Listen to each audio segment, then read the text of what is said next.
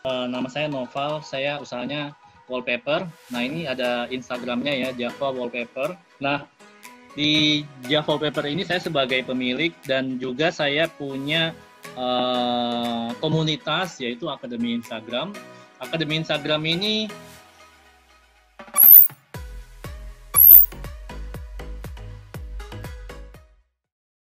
Selamat pagi, Mas. Alhamdulillah, selamat malam Mas. Ini di rumah aja, nggak di kantor. Di rumah aja tapi tetap efektif, Mas. Jadi teman-teman sekalian, saya ingin sampaikan bahwa silahkan antusias dalam menyimak Mas Noval Gosali ini. Mas Noval Gosali ini akan bercerita tentang dan berdiskusi dengan kita semua tentang bagaimana mengefektifkan marketing kita ketika di era stay at home ini. Jadi apakah kita bisa lebih produktif, lebih kreatif dalam mengelola sosial media kita ataukah bagaimana? Nanti banyak dijelaskan oleh Mas Noval Gosali. Mas Noval Gosali ini teman-teman sudah 41 orang menunggu Mas Noval. Jadi yang daftar ada berapa orang, Mas? Di attendance kita ini sudah ada 41, Mas. Oh, oke. Ya, alhamdulillah kayaknya kita rekor ini malam, Mas.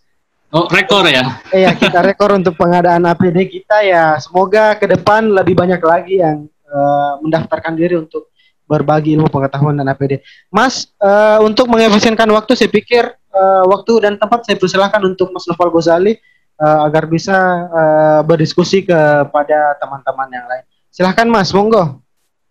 Oke. Assalamualaikum warahmatullahi wabarakatuh teman-teman semua. Mudah-mudahan suara saya jelas bisa didengerin sama teman-teman yang ada di dalam Zoominar ini ya, Zoominar. Nah, pertama-tama saya ingin mengucapkan terima kasih buat teman-teman yang sudah ikutan donasi APD. Tidak lain, acara ini juga dalam rangka membantu teman-teman kita yang sekarang lagi berjuang di rumah sakit untuk menyediakan APD. Terus saya juga ikut prihatin buat teman-teman yang sekarang ini mungkin usahanya lagi menurun, terus ada mungkin yang sempat tutup. Saya juga sangat prihatin sekali. Semoga mudah-mudahan dengan materi yang ada di sini teman-teman bisa mendapatkan pencerahan dari saya. Oke, langsung aja ya. Halo, Mas Rasmin. Langsung aja, Mas. Langsung dimulai ya. Saya mau tes dulu. Bentar. Oke, saya perkenalan dulu.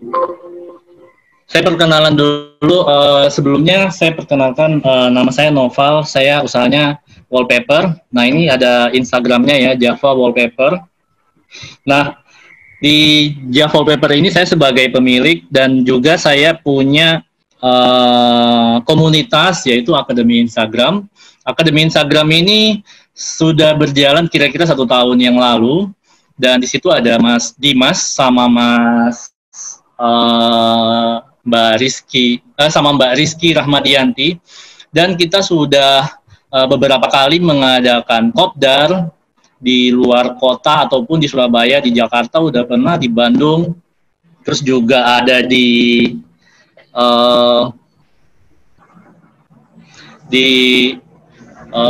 mana? Di Bali juga udah pernah, dan juga kita sudah mengadakan workshop itu selama sebanyak 4 kali di Jakarta, Tangerang, Surabaya sudah 2 kali, dan ini terakhir saya buat mentoring online Instagram, dan di situ ada teman-teman kita dari TDA juga ya, ada banyak yang ikut, yaitu ada Pak Teguh Wibawanto, ada dari Hidro juga Bu Irna, direkturnya Hidro, juga ada anaknya Pak Teguh, terus juga ada teman-teman dari TDA lain juga ada, yaitu ada Mas Intan dari Kediri, ada juga dari Tangerang, Balidia, juga ada teman-teman juga ada yang dari luar TDA juga banyak.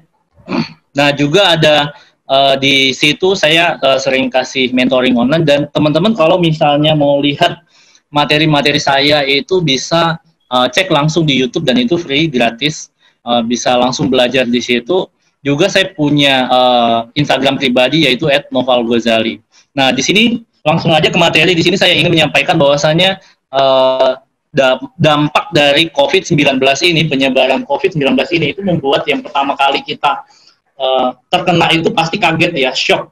Saya juga waktu awal-awal itu kaget, shock banget waktu ada waktu ada isu bahwasannya akan ada pembatasan social distancing, physical distancing, nanti ada mau lockdown, nanti ada mau karantina. Itu kita juga sempat shock karena kita mikirin gini, gimana, apakah kita masih bisa buat usaha apa belum. Terus yang berikutnya itu adalah pembatasan gerak orang di rumah aja. Jadi orang ini sekarang kita dibatasin gerak, kita mau kemana aja itu kita harus lihat dulu apakah itu sangat dibutuhkan apa enggak. Jadi hanya seperlunya aja gitu. Terus yang berikutnya adalah pembatasan pertemuan dan perkumpulan orang.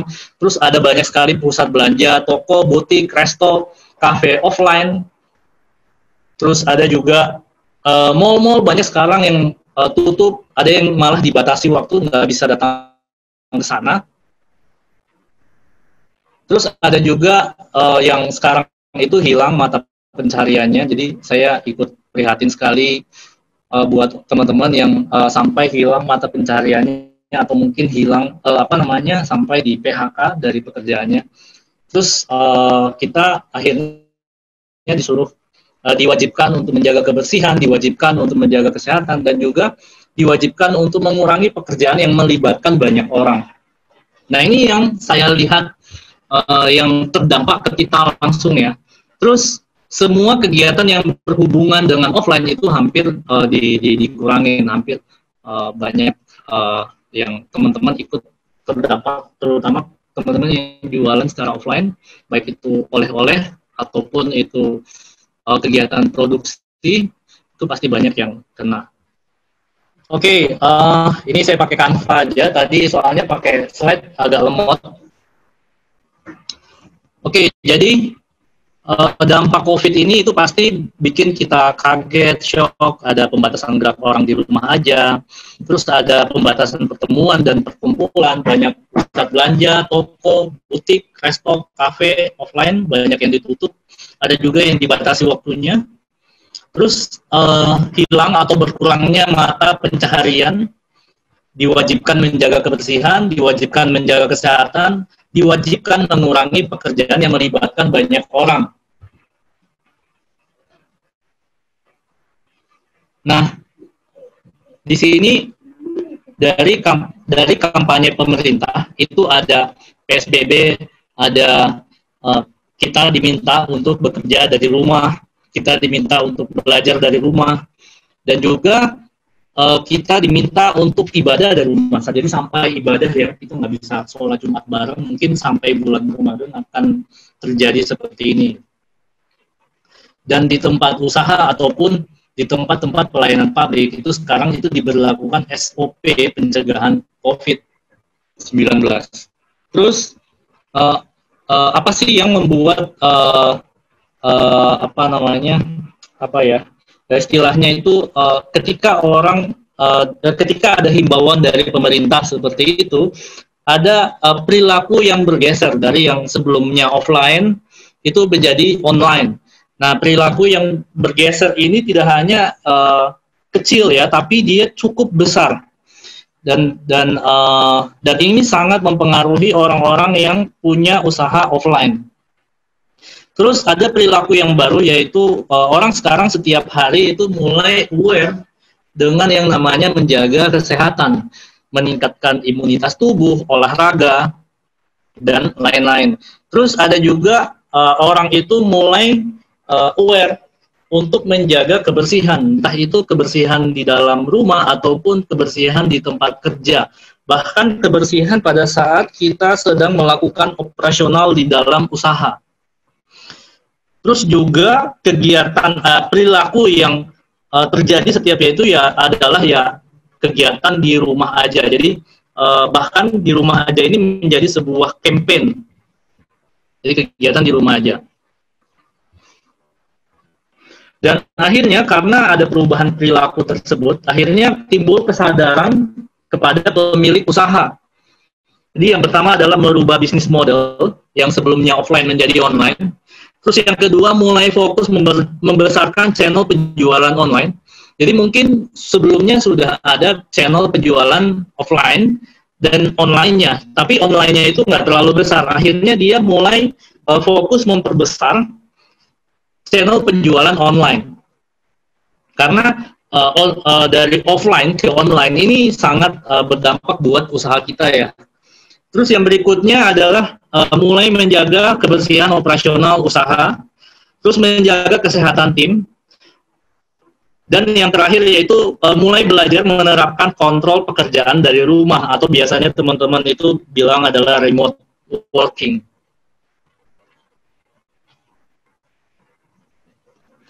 Terus bagaimana sih caranya kita agar supaya bisa survive di dalam krisis seperti ini? Yang pertama adalah mulai, kalau misalnya Anda sudah punya penjualan online, Anda mulai memperbesar kapasitas penjualan online-nya gitu. Jadi dulu sempat punya online tapi tidak terlalu terawat dengan baik. Nah, sekarang mulai difokusin dan mulai dibesarin kapasitas penjualan online. Itu langkah yang pertama. Nah, kalau misalnya langkah yang pertama ini ternyata Anda masih kurang penjualan online-nya, mungkin bisnisnya terkena krisis dari dampak COVID-19 ini, maka yang berikutnya adalah langkah yang kedua adalah mencoba produk yang lain yang sesuai dengan subkategori Anda gitu. Subkategori ini apa sih? Jadi misalnya kayak wallpaper, saya jualan wallpaper. Halo, tes? Halo? Iya, Mas. Lanjut. Tes, Mas Ras. Masih dengar ya? Masih, Mas. Soalnya hening banget ini. Oke, lanjut ya. Jadi langkah yang pertama adalah mulai mencoba produk yang lain yang sesuai dengan subkategori bisnis Anda gitu. Misalnya contoh wallpaper itu kategorinya apa sih? Biasanya wallpaper ini kategorinya itu ada di produk rumah tangga gitu. Jadi ada di dalam produk rumah tangga. Nah, ini ya. Jadi kategori bisnis itu seperti ini. Nah, itu sangat mempengaruhi dari penjualannya kita. Terbukti, waktu pertama kali awal-awal COVID-19 itu muncul itu mulai agak-agak naik beritanya itu pada saat ada orang Depok yang kena. Pertama kali itu. Nah, itu kita penjualannya langsung turun rosot, itu kira-kira sekitar 40-50% penjualan saya di hari itu. Mungkin bukan cuman kita, semua orang itu shock, kaget gitu. Dan akhirnya beritanya mulai tambah ganas gitu karena berita itu. Dan saya mulai berpikir coba cari literatur, coba lihat di Cina sana sebenarnya apa sih yang terjadi. Apakah memang benar-benar ekonomi itu nggak jalan? Apakah memang benar-benar orang itu benar-benar hemat untuk mengeluarkan biaya. Terus saya lihat, karena target marketnya saya ibu-ibu, saya lihat perilakunya istri. Jadi saya lihat, kok dia masih tetap belanja di luar, masih beli tas, barusan datang lagi itu paketannya dia beli jam tangan. Dan akhirnya saya mulai menyimpulkan, oh ini kayaknya bukan soal dampak ekonomi di luar, tetapi ini masalah informasi yang masuk di dalam kepalanya kita, sehingga kita meyakini informasi itu, dan itu akan memberikan dampak di dalam usahanya kita. Jadi apapun persepsi yang kita sampaikan itu adalah sesuatu yang berhubungan dengan marketing. Kalau misalnya Anda masih followernya 1000, terus kepingin rame penjualannya sama dengan orang yang followernya 100.000, itu rasanya nggak mungkin. Nggak berhasil di Instagram itu karena produknya nggak laris. Dia nggak validasi produknya, itu udah salah banget tuh.